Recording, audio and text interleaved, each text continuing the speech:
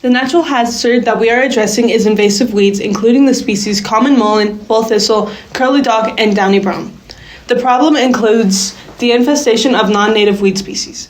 The growth and spread of these invasive weeds is having a detrimental effect on the native plant population within the park.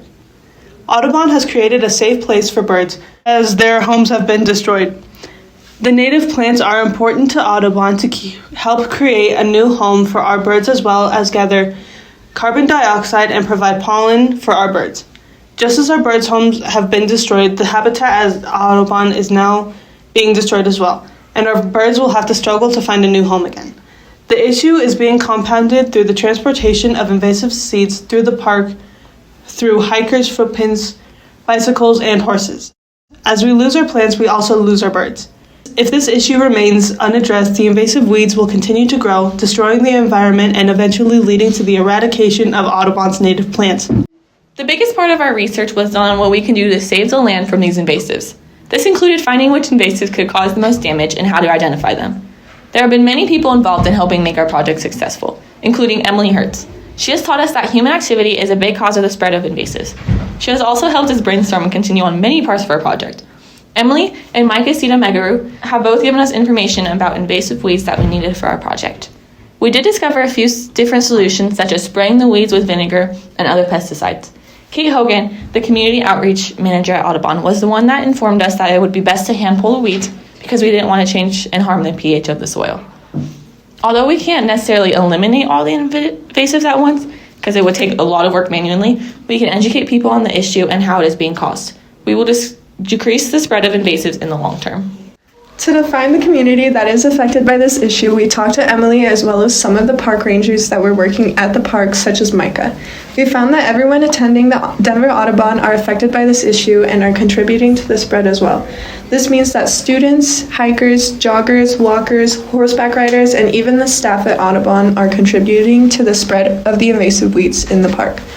We chose this community because we all live relatively close to the park, and since it is where we hold most of our outdoor education days, which is a day where we spend the entire school day outside learning about the environment, survival techniques, and teamwork, we know that the invasive weeds are something that will affect and keep affecting future students attending the Denver Audubon Park. Our goal is to reduce the amount of invasive weeds growing in the Denver Audubon, which are becoming a natural hazard for the ecosystem. We decided on the strategy of reducing the weeds by manually pulling them from the ground, as well as educating the public about the issue that by installing signs around the Audubon Park, which is wiping off seeds from shoes and bike tires. Our long-term goal is to change human behavior through the signs by making them aware of their actions that are affecting our environment. We'll be able to accomplish this by using materials that will hopefully be funded by the RISE Challenge. This will accomplish our goal because killing or removing weeds could improve the disruptions the weeds are causing to the environment in the park. Manpower is such an important part of this project because the only environmentally friendly way to remove the invasive weeds is to go out and pull them out of the ground by hand. Another large contributing fact as to why we chose this issue is that if the issue is not constantly being dealt with, it will continue to spread and only get exponentially worse with time. So even if we are only able to make a small impact, we will still be able to help the park in some way.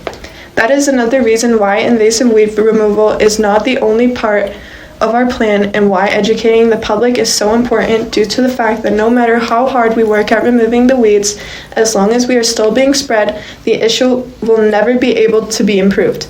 Friday, April 21st, the Invasives group designed a community project at Denver Audubon to educate the community about invasive weeds while splaying invasive species.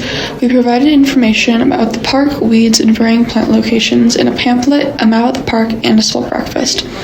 Building up to the event, planning consisted of assigning jobs, volunteers, food, and materials through a sign-up genius, which we sent out weekly. Additionally, our event was posted on social media. A total of 18 volunteers were present at the event from 9 a.m. to 12 p.m. Once settled, we divided into two groups to pull invasives in different locations.